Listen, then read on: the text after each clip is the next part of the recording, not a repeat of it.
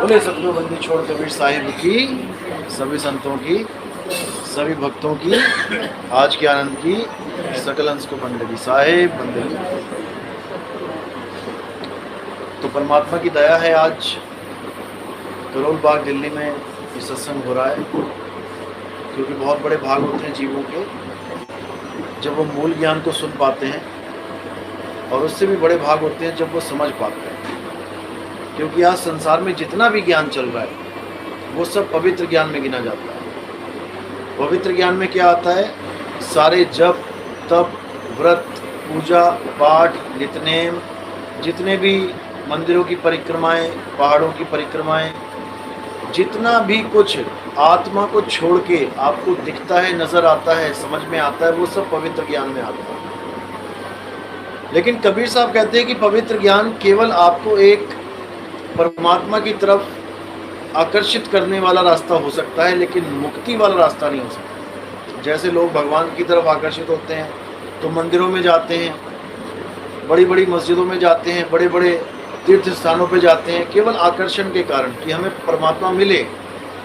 लेकिन उससे उनको रास्ता तो मिलता है आगे बढ़ने का, लेकिन उनको मंजिल नहीं मिल पाती। मंजिल कहाँ मिलेगी? मंजिल मिलेगी खुद तक पहुँच के, क्योंकि जितने भी रास्ते बाहर की तरफ जाते हैं ये आपको आपसे ही दूर कर देते हैं। यानी आपने खुद को समझना था, लेकिन अपने आप को ना समझ के आप आगे बढ़ रहे हो, आगे को देख रहे हो। जैसे एक हिरन कस्तूरी को ढूंढ रहा है, और कस्तूरी कहाँ है? उसके पास है, लेकिन अपनी कस्तूरी को ना जानते हुए वो आगे की तरफ बढ़ता ही जा रहा है, बन बन फिर रहा है, लेकिन उसे कोई बताने वाला नहीं है कि भाई तू आगे मत बढ़, तू खुद में घूम, खुद में ढूंढ, खुद में ही खुदा मिलेगा। तो इसीलिए कबीर साहब ने जितनी बार भी समझाया, सब संतों को समझाया, भक्तों को समझाया, और ऐसे संतों और भक्तों को समझाया जो पहले से ही भक्ति कर रहे थे। ऐसा नहीं था कि वो कुछ भी नहीं कर रहे थे। जितने भी संत थे जो भक्ति कर रहे थे, जो सिद्ध पुरुष बने घूम रहे थे, उनको भी समझाया कि भाई तुम जिसको तुम समझ रहे हो कि मैं सिद्ध हो गया हूँ, तुम मंत्र सिद्ध हो सकते हो, तुम तंत्र सिद्ध हो सकते हो, तुम वाक सिद्ध, अष्ट सिद्धि, नौ निधि के ज्ञाता हो सकते हो, लेकिन तुम स्वरूप सिद्ध नहीं हो। स्वरूप सिद्ध का मतलब होता है कि तुम्हारा आत्म स्वरूप, तुम्हें उस आत्म स्वरूप का ज्ञान हो जाए, उसको कहते हैं स्वरूप सिद्ध। जब तक आप स्वरूप सिद्ध नहीं हुए, जब तक आप किसी ना किसी और चीज़ के सिद्ध हो जाओगे। अपने नाम के आगे लोग लगाते हैं, जैसे 108 संत, 1008, फिर संत का नाम। दुख की बात तो ये है कि कबीर पंथियों में भी 108 और 1008 लगाने लग गए, जबकि ये ब्राह्मणों का काम था। ब्राह्मणवाद में था ये 1008 ऋषि मुनि जितने थे। अब कबीर पंथी गुरु भी 108 और 108 लगाने लग गए हैं, जबकि ये बिल्कुल सिद्धांत के विरुद्ध है। कबीर साहब ने केवल आत्म ज्ञान की तरफ इशारा किया है। आत्म ज्ञान के अलावा जितना भी ज्ञान है ये सब नकली ज्ञान है, डुप्लीकेट ज्ञान है। इसीलिए कबीर साहब ने बोला था कि आत्म ज्ञान बिना नर भटके। अब इसी एक लाइन में तीन चीजें हैं, आत्म ज्ञान, नर और भटके। इन तीनों पे अगर आप विचार कर लोगे तो आपको इसी एक लाइन में रास्ता मिल जाएगा। तो हमें इसमें चाहिए क्या? आत्मज्ञान, क्योंकि आत्मज्ञान के बिना कौन भटक रहा है? नर। अब नर कौन है? नर है जीव। ये सब जीव ही भटक रहे हैं, लाखों करोड़ों जीव भटक रहे हैं। किसके लिए? परमात्मा के लिए। लेकिन साहिब क्या कह रहे हैं कि अगर तुम सीधे परमात्मा को पाने के लिए भटकोगे तो कभी परमात्मा नहीं मिलेगा। तो तुम्हें कहाँ आना पड़ेगा? आत्मज्ञान में आना पड़ेगा। पहले तुम्हें आत्मा की खोज करनी पड़ेगी। अगर तुम कहो कि मैं सीधे परमात्मा को खोजूं तो परमात्मा मिलने वाला नहीं है। जैसे आप कहो कि मैं सीधे घी को पाना चाहती हूँ तो घी मिलने वाला नहीं है। पहले आपको दूध तक आना पड़ेगा, दूध से दही बनाना पड़ेगा, दही से मक्खन और मक्खन से घी जब आपको मिलेगा तब आपकी खोज पूरी होगी। लेकिन इंसान अपनी आत्मा को नहीं खोज रहा है और सीधे डायरेक्ट परमात्मा के पीछे लगा है। अब उसको जितने भी लोग मिल रहे, गुरु के नाम पे मिल रहे हैं, ये सब उसको आत्मा की जगह परमात्मा ढूंढवाने में लग गए हैं। कोई किसी को मंत्र देता है कि बेटा राम राम कर तो राम मिलेगा, अल्लाह अल्लाह कर तो अल्लाह मिलेगा, वाहिगुरु वाहिगुरु कर तो वाहिगुरु मिलेगा, लेकिन कोई भी ये नहीं कह रहा कि बेटा अपनी आत्मा में खोज, तुझे परमात्मा मिलेगा। कोई नहीं कह रहा है, बस यही दुविधा है। अगर ये बात सबके समझ में आ जाए कि आत्मा में खोज के परमात्मा मिलेगा, तो सारा झगड़ा खत्म हो जाएगा, सारी दौड़ खत्म हो जाएगी। ये हिरन जो बन बन भटक रहा है, इसकी दौड़ खत्म हो जाएगी और उसको परमात्मा अपनी आत्मा में ही मिल जाएगा, जिसके लिए गुरु ग्रंथ साहब में बोला गया कि आत्म में राम, राम में आत्म, चीनस गुरुमुख विचारे। अगर आपको परमात्मा ढूंढना है तो अपनी आत्मा में खोजो, आत्मा के अलावा जो कुछ भी है उसका त्याग कर दो। त्याग करने का मतलब ये नहीं कि तुम शरीर को खत्म कर दो, तुम्हें आज नाम दीक्षा मिल गई तो, ऐसा नहीं। त्याग कर दो का मतलब अपनी सूरत को अपनी आत्मा के अलावा कहीं स्थिर नहीं करना है। अगर तुमने किसी के शरीर पे स्थिर कर दिया, जैसे बहुत से गुरु लोग क्या कहते हैं कि भाई हमारे शक्ल का ध्यान करो, हमारे चेहरे का ध्यान करो, हमारे चेहरे को अपनी आंखें बंद करके यहाँ पर लेके आओ, स्थित करो उसको, और देखो तुम्हें गुरुजी दिखाई देने लग जाएंगे। असल में वो गुरुजी नहीं, गुरुजी का शरीर दिखाई देने लगेगा। शरीर गुरुजी नहीं है, उस शरीर को जो चला रहा है वो है गुरुजी। तो जिसको अपने स्वरूप का ज्ञान नहीं है, जो स्वरूप सिद्ध नहीं है, वो अपने आप को आदमी या औरत ही मान के बैठा हुआ है। ये संसार में जितने भी गुरु हैं, ये सब अपने आप को आदमी मानते हैं, इसलिए ये लोग अपनी फोटो खिंचवा खिंचवा के उसकी धूप अगरबत्तियां करवाते हैं, उसमें दिए जलवाते हैं और उससे दंडवत करवाते हैं, फोटो पे दंडवत करवाते हैं। देखो दुविधा, कबीर पंथी तक फोटो पे दंडवत करते हैं और कहते हैं हम तो गुरु जी के, मतलब उस फोटो को साक्षात गुरु मान के हम दंडवत कर रहे हैं, हमारे भाव हैं। भाई तुम्हारे भाव जितने मर्जी हों, तुम्हारे भावों के कारण असत्य सत्य नहीं हो सकता, असत्य तो असत्य ही रहेगा। अगर जीवित गुरु के सामने तुम दंडवत कर रहे हो और जीवित गुरु के ऊपर गलती से कोई मक्खी बैठ गई नाक पे, तो जीवित गुरु उसको हटा देगा। लेकिन फोटो के आगे दंडवत कर रहे हो, अरे फोटो के ऊपर छिपकली भी चली गई तब भी गुरु ना हटा पाएगा, तुमने छिपकली को भी दंडवत कर दी साथ में। तो इसलिए भ्रम में नहीं पड़ना है, जड़ को जानना है, चेतन को जानना है। जड़ क्या है? जड़ शरीर है, जड़ मन है, जड़ माया है, तीन गुण हैं, ये सब जड़ है। और चेतन क्या है? चेतन आत्मा है। उसी आत्मा की वजह से ये सारा संसार हरा भरा दिखाई दे रहा है। अगर ये चेतन सत्ता ना हो तो ये सारे पेड़ जितने भी हैं, हरे भरे पत्ते, ये सब पीले पड़ जाएंगे, इनमें जान प्राण नहीं रहेगी। जो आपके सुंदर सुंदर चेहरे हैं वो सारे मुरझा जाएंगे। लाशें देखो, क्या लाशों को छूने का मन करता है? कभी नहीं करता, चाहे कितनी सुंदर लाश क्यों ना पड़ी हो, आप उससे कन्नी काट के दूर हो जाओगे। क्यों? क्योंकि उसमें चेतना नहीं है, वो आपके लिए बिल्कुल प्राइसलेस है, उसकी कोई कीमत नहीं है। भले वो किसी हीरो हीरोइन की क्यों ना हो, उसकी 2 कौड़ी की भी कीमत नहीं है। कब तक कीमत है? कब तक लाखों में बिक रहे हैं वो लोग, उनके चेहरे कब तक करोड़ों में बिक रहे हैं? जब तक ये आत्मा उनके साथ जुड़ी हुई है, उन शरीरों के साथ। लेकिन शरीर से जैसी आत्मा अलग हुई, अब उसको कोई पूछने वाला नहीं। अब तो काटो काटो हुई, उठाओ इसको और फूंक दो इसको। भले ही लाखों करोड़ों इसके फैन हैं, इसके चेहरे के दीवाने हैं, लेकिन अब इस चेहरे की कोई कीमत नहीं है, इसको सड़ा दो जाके। तो सारा खेल जितना भी है ये आत्मदेव का है। आत्मा है तो सब कुछ है, आत्मा नहीं है तो कुछ भी नहीं है। इसीलिए कबीर साहब ने साफ बोला कि अगर तुम सीधे परमात्मा को ढूंढने लग जाओगे तो भरम जाओगे, क्योंकि तुम्हें परमात्मा का स्वरूप पता ही नहीं है। कोई समझ रहा है परमात्मा आदमी जैसा है, कोई सोच रहा है परमात्मा निराकार है, उसका कोई आकार नहीं है, आकाश जैसा है। कोई सोच रहा है परमात्मा पता नहीं लाइट जैसा है, प्रकाश जैसा है। कई लोग प्रकाश को देख के परमात्मा मान बैठते हैं। इसलिए परमात्मा को ढूंढोगे तो नहीं मिलने का, पता ही नहीं लगेगा कौन परमात्मा है। ढूंढना है आत्मा को, और कैसे ढूंढ पाओगे? जब आपको कोई आत्मज्ञानी गुरु मिलेगा। आत्मज्ञानी का मतलब क्या है? जिसने अपने शरीर को भी छू के देखा है, समझ रहा है वो कि शरीर को छूना क्या होता है, और वो अपनी आत्मा को भी छू चुका है। उसको पता है कि आत्मा का स्वरूप क्या है। वो आत्मा का स्वरूप अलग से जानता है और शरीर का स्वरूप अलग से जानता है। उसको पता है कि पंखे को छूना और करंट को छूना ये दोनों अलग अलग बातें हैं और बिल्कुल जमीन और आसमान का अंतर है इसमें। लेकिन जो आत्मा को नहीं जानता, जिसने कभी आत्मा का दीदार नहीं किया, उसका स्पर्श नहीं किया, वो कभी देही अहंकार से ऊपर उठ ही नहीं सकता। वो अपनी देह में अटका रहेगा, वो अपने आप को आदमी मानता रहेगा, लेडीज़ को लेडीज़ मानता रहेगा।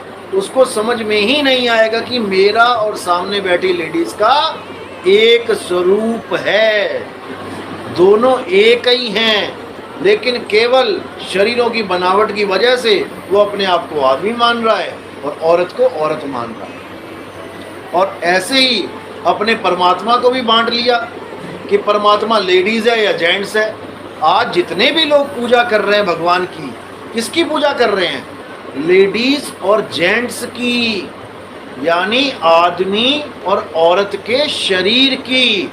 जबकि कृष्ण जी कह कह के थक गए, हे अर्जुन तू और मैं शरीर नहीं है। हम दोनों शरीर है नहीं। जब हम शरीर नहीं है तो हमारा भगवान शरीर कैसे होगा? पर नहीं समझ में आता। इसलिए पूरा विवेक लगाना है और हमने जानना है कि जो हमारा स्वरूप है वही सामने वाले जीव का स्वरूप है। हम अलग नहीं हैं। गर्भ में हमने इंसानी चोला लिया, किसी ने आदमी का ले लिया। गर्भ में किसी ने औरत का चोला ले लिया। कई ऐसे हो गए जो ट्रांसजेंडर हो गए, जो ना आदमी ना औरत, जिसको किन्नर कह देते हैं। वो भी एक स्वरूप है शरीर का, जड़ तत्वों का। लेकिन ना आदमी का स्वरूप सत्य है, ना औरत का, और ना ही किसी किन्नर का। इन तीनों के स्वरूप को चलाने वाली जो आत्मा है वो सत्य स्वरूप है। उसी के लिए बोला गया, हे अर्जुन जितने भी तत्वदर्शी संत इस दुनिया में आए हैं उन्होंने ये निष्कर्ष निकाला है कि इस दुनिया में दो तत्व होते हैं, एक सत्य और एक असत्य। सत्य तत्व तो आत्मा होती है और असत्य शरीर होते हैं। इसलिए हमें आत्मा को जानना है, शरीरों को नहीं। जितने भी दुनिया में बाबे पूजा करवा रहे हैं, आप टीवी खोलो, सुबह से लेके शाम तक, शाम से लेके रात तक केवल शरीरों की ही पूजा हो रही है। कोई आदमी की पूजा कर रहा है, कोई औरत की पूजा कर रहा है। लेकिन कृष्ण जी ने कोई कसर नहीं छोड़ी है। उन्होंने बिल्कुल क्लियर कर रखा है कि हे अर्जुन, ये जितने भी शरीर हैं ये सब प्रकृति का ही एक रूप है, जो मेरी प्रकृति कहलाती है, पांच तत्व की प्रकृति। लेकिन मेरा एक अंश और है जो इन प्रकृति से ऊपर है, जो हम जीवांश कह देते हैं, जिसको जीव बोलते हैं, जिसको गीता में अक्षर पुरुष बोला गया है। गीता में दो पुरुष बोले गए हैं पहले, कि भाई इस दुनिया में दो प्रकार के पुरुष हैं। पहला है शर पुरुष और दूसरा है अक्षर पुरुष। शर पुरुष किसको बोला? शर पुरुष का मतलब होता है ऐसा पुरुष जिसका नाश हो जाए, जो नाशवान है। अब आप शीशे में देखोगे तो आपको एक पुरुष दिखाई देगा, वो आदमी दिखाई दे रहा है, पुरुष दिखाई दे रहा है, लेकिन वो नाशवान पुरुष है। उसका शरीर एक दिन नाश हो जाएगा। लेकिन उसी शरीर को देखने वाला एक जीव अविनाशी पुरुष है, जिसको अक्षर पुरुष कहते हैं। तो शर पुरुष सारे शरीर हो गए और अक्षर पुरुष जीवात्मा हो गया। लेकिन हे अर्जुन, इन दोनों में से कोई पूजनीय नहीं है। उत्तम पुरुष तो अन्य है। वो उत्तम पुरुष कौन है? वो आत्मदेव की बात की गई है। उसी आत्मदेव में परमात्मा रमा है। वो दो नहीं है, वो अलग अलग नहीं है। लेकिन हम आत्मदेव को ही नहीं जानते, इसलिए हम शरीरों में उलझे पड़े हैं। यहाँ तक कि हम जीव को भी नहीं जान पा रहे हैं। जबकि कबीर साहब ने कितना खंडन किया जीव का। पहले तो जीव की महिमा बताई कि भाई जीव तू अपने आप को जान। तुम शब्दों को पकड़ के बैठ गए हो, मंत्रों को पकड़ के बैठ गए हो। ये मंत्र, ये शब्द, ये तुमने बनाए हैं। मैं तो से पूछूं पंडिता, शब्द बड़ा की जीव। यानी पंडित जी ने आदमी को छोटा बना दिया था और मंत्रों को बड़ा बना दिया। अब मंत्र तंत्र जपने लगे दिन रात। तो कबीर साहब ने कहा, भाई ये जो मंत्र तुम जप रहे हो ये बड़ा है या जीव बड़ा है जिसने इसको बनाया है? ये जितने मंत्र बनाए किसने बनाए? ये इसी जीव ने बनाए, इसी आदमी ने बनाए। तो जहां पर मंत्रों की बात आती है यानी नकली शब्द की बात आती है, वहां जीव बड़ा है। लेकिन जहां पर सार शब्द की बात आती है वहां जीव छोटा हो जाता है। तो जीव को क्या बोला कि बहुबंधन में बांधिया एक बेचारा जीव, और क्या बल छूटे आपने जे न छुड़ाए पीव, कि ये बंधन से तब छूटेगा जब इसको पीव छुड़ाएगा। भले ये बहुत सी चीज़ों से उच्च है, जड़ माया से, जड़ संसार से, जड़ नामों से, जड़ मंदिरों से, जड़ मूर्तियों से ये जीव बहुत ऊपर है, क्योंकि ये खा सकता है, पी सकता है, बोल सकता है, सब कुछ कर रहा है। और सबसे बड़ी बात ये अविनाशी है। ईश्वर अंश जीव अविनाशी। जैसे ईश्वर अविनाशी है वैसे ही जीव अविनाशी है, लेकिन पूजनीय नहीं है। इसीलिए बोला जीव बड़ा, कि जहां से ब्रह्म के लिए बोला, जीव के लिए तो बिल्कुल बोल दिया, खत्म ही कर दी जीव की कहानी कि बहुबंधन में बांधे एक बेचारा जीव। ये तो बंधनों में पड़ा हुआ है। और जीव की महिमा क्या बताए कि जीव सोई जो जुग जुग जीवे उत्पत्त प्रलय माही। उत्पत्त प्रलय क्या है? ये शरीर उत्पत्त प्रलय है।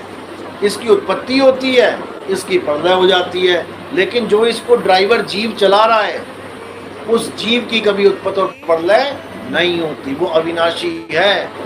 तो कहते हैं जीव सोई जो जुग जुग जीवे उत्पत्त प्रलय माही, देह धरे भर में 84 निर्भय कबहु नाही। वो 84 लाख जूनों में भटक रहा है, निर्भय हो ही नहीं सकता। निर्भय क्यों नहीं हो सकता जबकि अविनाशी है? जो खुद अविनाशी है, जिसको कोई मार नहीं सकता, वो निर्भय क्यों नहीं हो रहा है? क्योंकि वो अपने आप को अविनाशी जान ही नहीं रहा है। वो अपने आप को आदमी, औरत, कुत्ता, बिल्ली, हाथी मान के बैठा है, हिरण मान के बैठा है। शेर आता है तो हिरण भाग रहा है, यानी जीव भाग रहा है। मौत का डर हो गया, मृत्यु का भय हो गया। अब इसी जीव अवस्था को कबीर साहब ने बिल्कुल निम्न अवस्था बोल दिया कि इस जीव की कोई हैसियत ही नहीं है। अब इससे ऊपर है ब्रह्म। अब बहुत से लोग ब्रह्म को परमात्मा मानते हैं। बहुत से ज्ञानी जब समा जाते हैं तो अपने नाम के आगे लिख देते हैं ब्रह्मलीन स्वामी 1008, ये नंद वो नंद।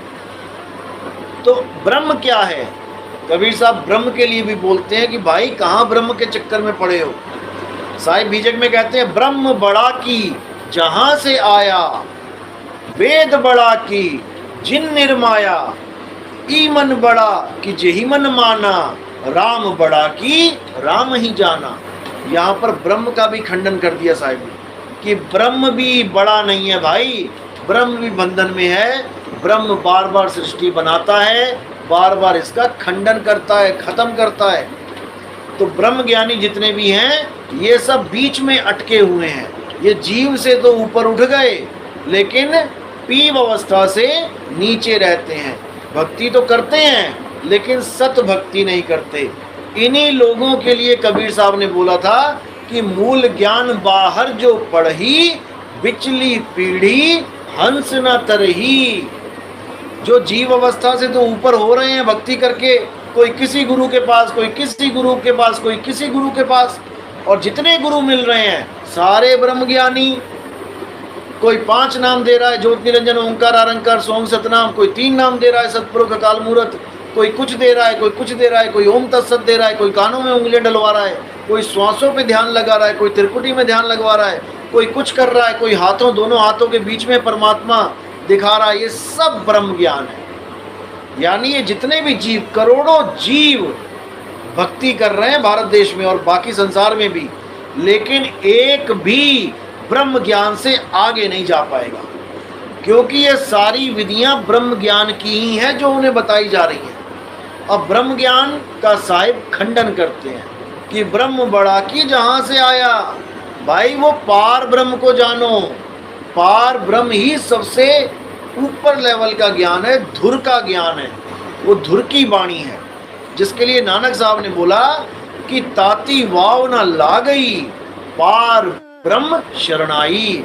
जो पार ब्रह्म की शरण में चले जाते हैं उनको तत्ती वाव यानी कि गर्म हवा, जो गर्भ में गर्म हवाएं लगती हैं, वो गर्भ जून में नहीं जाता बंदा, वो सदा सदा के लिए मुक्त हो जाता है। लेकिन उसको ब्रह्म, जीव और पार ब्रह्म तीनों का स्वरूप बोध होना चाहिए। उसको पता होना चाहिए जीव, शिव, पीव अवस्थाएं कैसे प्राप्त होती हैं और उसका स्वरूप क्या है।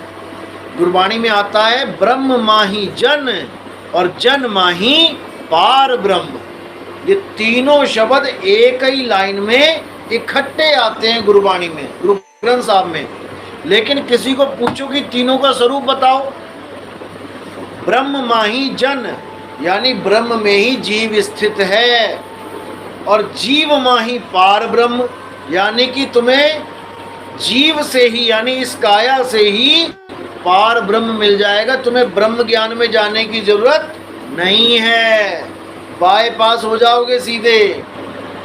लेकिन किसी को समझ में नहीं आ रहा है क्योंकि भेदी गुरु नहीं मिल रहा है। जितने गुरु मिल रहे हैं वो जपी तपी सन्यासी मिल रहे हैं, लेकिन कोई भेद बताने वाला नहीं मिल रहा। इसलिए जीव भटक के बार बार लख 84 में जा रहा है। तो साहिब कहते हैं लख 84 भटक के पौ पे अटके आए, और अब की पासा ना पड़ा तो फिर 84 जाए। दोबारा 84 में जाना पड़ जाएगा। लेकिन अगर 84 से बचना चाहते हो, उस काल जाल से बचना चाहते हो, तो क्या करना है? साहिब कहते बचना चाहो काल जाल से, चीनो शब्द हमारा, और कहें कबीर अमर कर राखूं जो निज होए हमारा। वो ये नहीं कह रहे कि मैं तुझे बचाने आऊंगा काल से। साहिब कहते हैं मत डर हंसा काल से, कर मेरी प्रतीत, मेरा विश्वास कर, लेकिन ऐसा विश्वास मत कर कि मैं तुझे अंत समय में बचाने आऊंगा। अगर बचना चाहता है तो चीनो शब्द हमारा, बचना चाहो काल जाल से, चीनो शब्द हमारा, उस शब्द का सिमरन कर जो मैं बताने आया था। और इस दुनिया में जितने गुरु बैठे हुए हैं ये सब उस शब्द के अलावा सारे ही शब्द दे रहे हैं। कोई जाप शब्द दे रहा है, कोई अजपा शब्द दे रहा है, कोई अनहद शब्द दे रहा है, लेकिन कोई सार शब्द नहीं दे रहा है, क्योंकि सार शब्द लेने देने की चीज ही नहीं है। सार शब्द का मतलब है आपका सत्य स्वरूप, जिसके लिए गीता में क्या बोला गया है कि हे अर्जुन, तीसरा अध्याय 17वां श्लोक, हे अर्जुन, इस दुनिया में बहुत सी विधियां हैं भगवान को प्रसन्न करने की। कोई जप तप करते हैं, कोई वेद पढ़ते हैं, कोई कुछ करते हैं, लेकिन जो आत्मा में आनंद लेते हैं, जो आत्मा में स्थित रहते हैं, जो आत्मा में संतुष्ट रहते हैं, उनके लिए कोई धार्मिक कर्म कर्तव्य लागू ही नहीं होता। उनको किसी की पूजा करने की जरूरत नहीं है। हे अर्जुन, अगला श्लोक 18वां, हे अर्जुन, जो स्वरूप सिद्ध हो जाते हैं वो अन्य किसी जीव पर निर्भर भी नहीं रह जाते। अब उनको किसी गुरु की जरूरत नहीं है कि कोई गुरु अंत समय में लेने आएगा। पहली बात तो गुरु तो आ ही नहीं रहा है, शरीर आ रहा है, और हम शरीर को गुरु मान के बैठ गए हैं। भाई शरीर उनका गुरु है जिनकी आंखें हैं, आंखों से देख लिया तुमने तो तुमने मान लिया ये गुरु है। अंधा किसको गुरु माने? अंधा तो केवल शब्द सुन सकता है जो गुरु बोल रहा है, तो अंधे के लिए तो ये शब्द गुरु हुआ। जैसे कोई अंधा जा रहा है लाठी लेके, आगे बहुत बड़ा गड्ढा है और किसी ने बोला भाई रुक जा, दाएं से निकल। अब उसका गुरु यानी रास्ता दिखाने वाला कौन है? जिसको उसने देखा तक नहीं।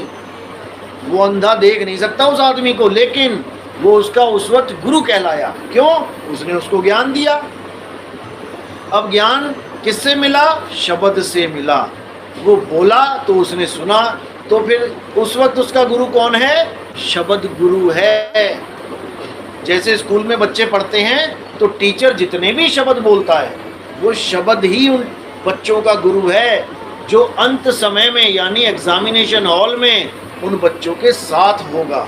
ना कि गुरु की देही को पकड़ के बैठेगा कोई कि एग्जामिनेशन हॉल में मेरे साथ में गुरुजी बैठेंगे। गुरु का ज्ञान ही गुरु है, ना कि देही गुरु है। देही तो एक माध्यम है। आज हमारी देही को चुन लिया मालिक ने, ये नहीं होगी तो किसी और की देही को चुन लेगा, वो नहीं होगी तो किसी और की देही को चुन लेगा। तो ऐसे अगर गुरु को मानो परमात्मा, फिर तो परमात्मा भी बदल रहे हैं। ये गद्दी आई, उसकी फोटो हटाई, दूसरी गद्दी आई, उसकी फोटो हटाई, 15-20 तो गुरु ही बन के बैठ गए हैं। जबकि ये सब केवल मार्गदर्शक हैं। गुरु तो परमात्मा है जिसको वाहिगुरु बोला गया है। इसलिए साहिब ने घोर खंडन किया इन शरीरों का। गुर को मानुष जानते, ते नर कहिए अंध, और रहें दुखी संसार में, आगे जम के अंध।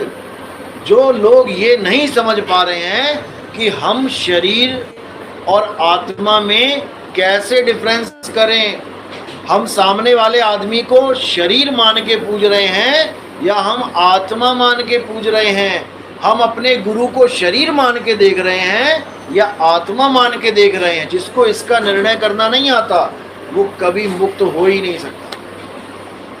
इसलिए साहिब ने बोला कि तुमसे कहूँ मैं नाम विचारी, ना वो ज्योत ना पुरुष ना नारी।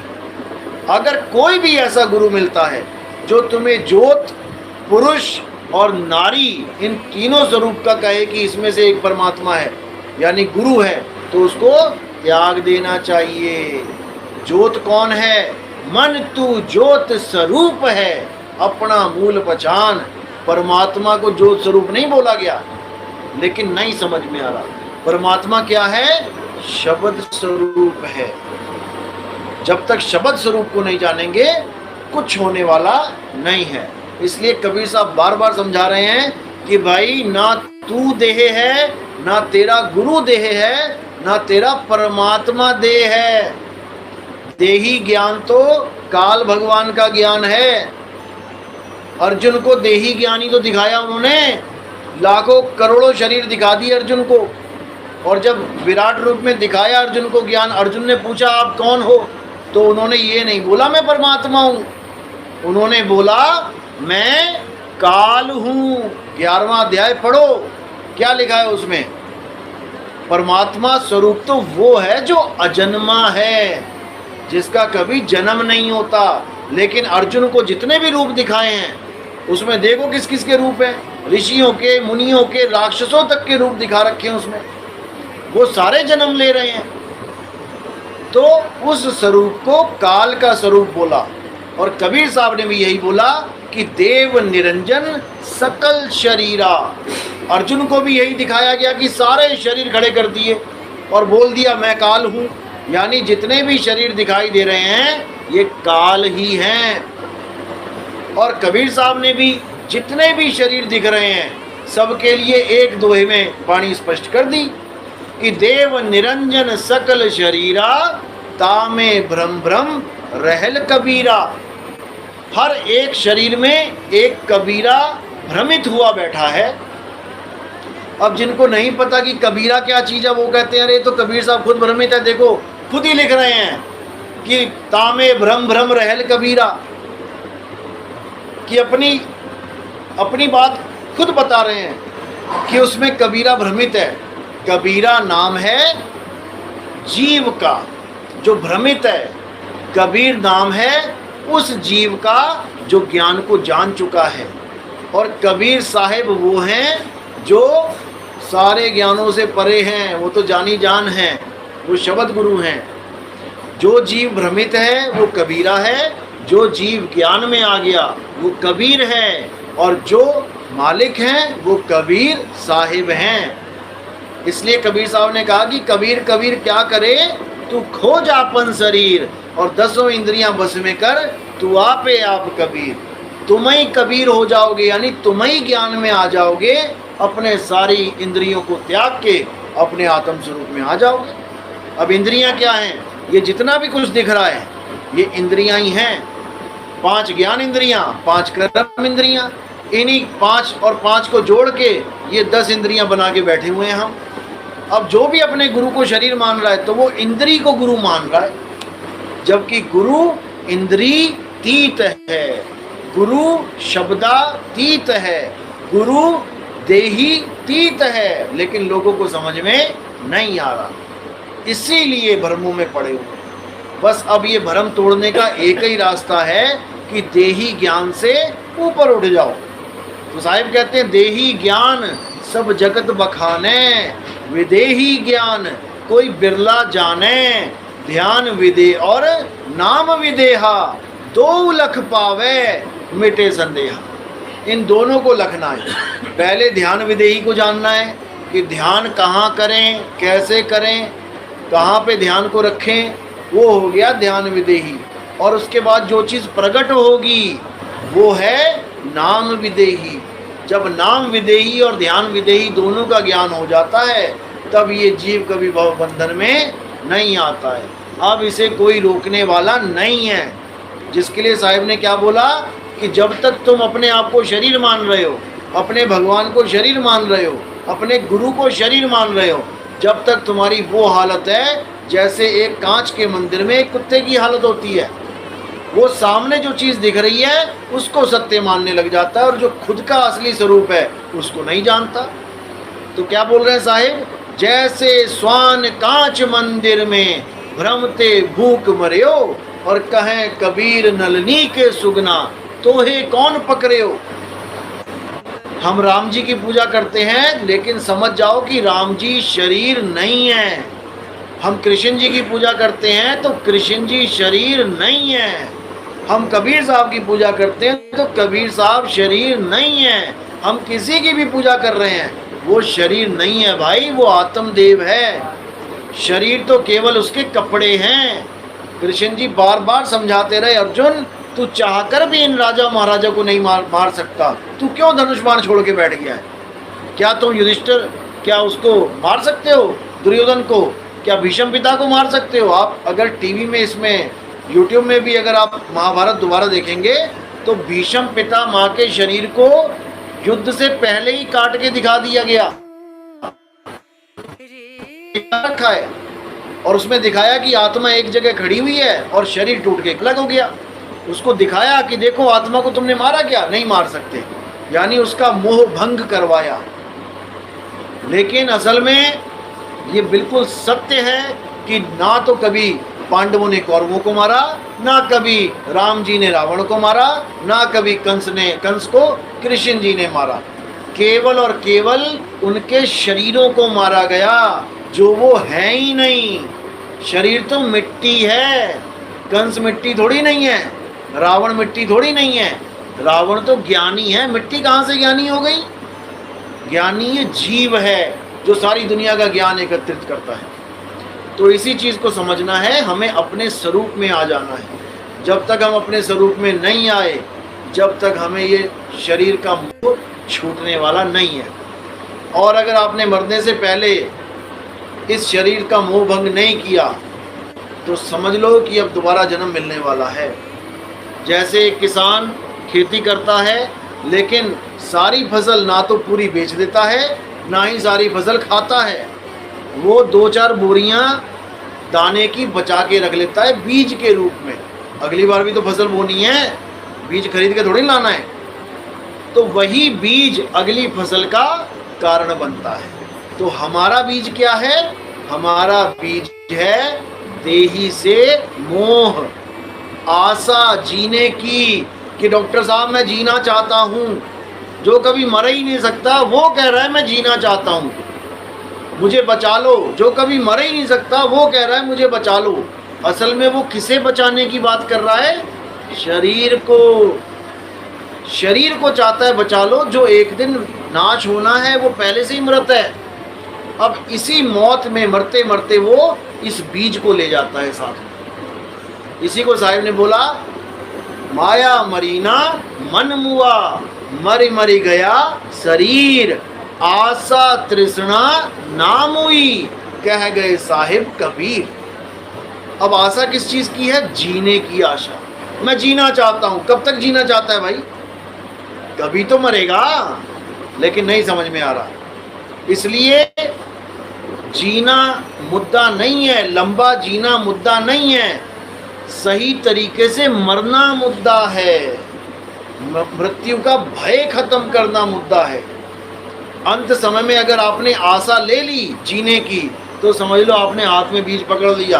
अब आप कहीं ना कहीं जाके उसको बोओगे और एक शरीर धारण कर लोगे। अब इसी बीज का नाश कर देना है आपने। कैसे नाश करोगे? जब आपने अपने स्वरूप को जान लिया। अब आपको इस काया से मोह है ही नहीं, क्योंकि जो अज्ञानी जीव है वो अपने आप को काया समझता है और रोता है।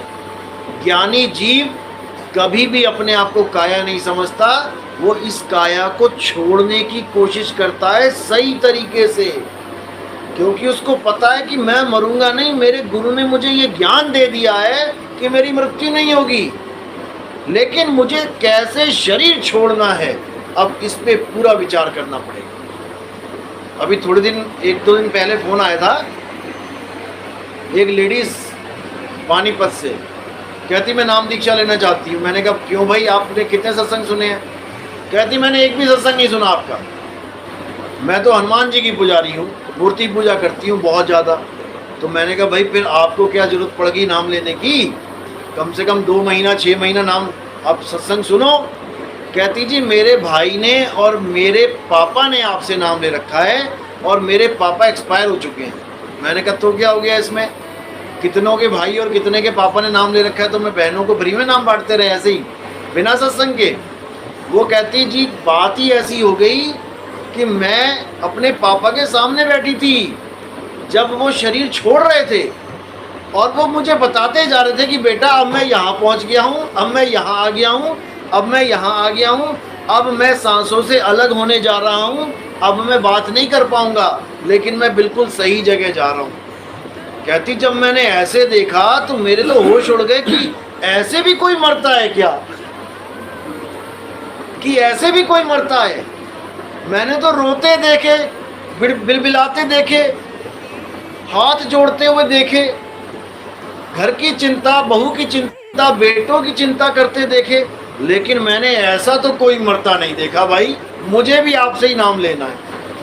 लेकिन मैंने फिर भी उसको बोला, रिकॉर्डिंग पढ़िए चलाऊंगा मैं अगले सत्संग में, कि भाई कम से कम 2-3 महीना सत्संग सुन, और जब तुम 50, 60, 70 सत्संग सुन लोगी तब तुम्हें अपने आप ही समझ में आने लग जाएगा कि क्या है ये मूर्ति पूजा, क्या है ये हनुमान पूजा, क्या है ये राम पूजा, क्या है ये कबीर पूजा, क्या है ये पत्थरों की पूजा, क्या है ये देवताओं की पूजा, क्या है, सब कुछ समझ में आ जाएगा, तब तुम्हारा बेड़ा पार होगा।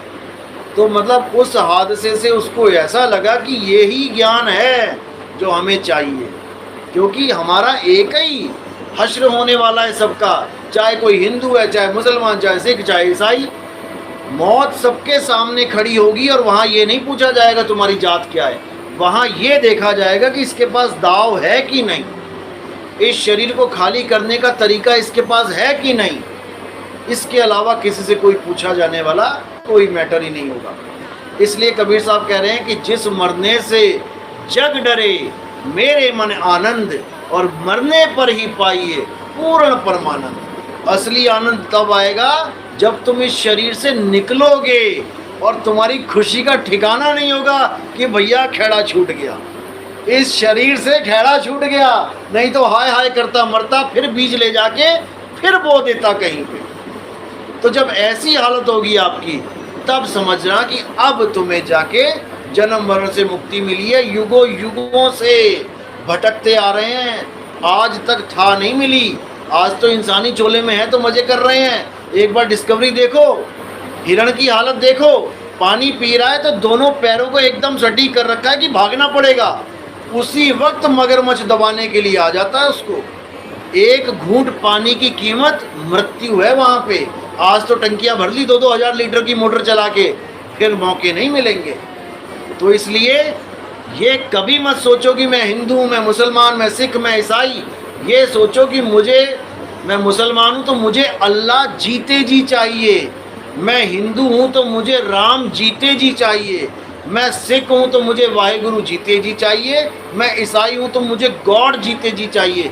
मरने के बाद मुक्ति का ये ड्रामा है, ये पाखंड है। मरने के बाद मुक्ति किसी को नहीं मिली। मरने वालों के चेहरे देख लेना, मुक्ति मिल रही है कि हालत खराब हो रही है। इसलिए सत्य को जानो और असत्य का त्याग करो। तो आज का सत्संग यही समाप्त करते हैं और उम्मीद है कि सबको समझ में आया। बहुत लोग जुड़े इस वक्त सत्संग से। अगला सत्संग बहुत जल्दी होगा। साई बंदगी सतनाम। जय सतनाम।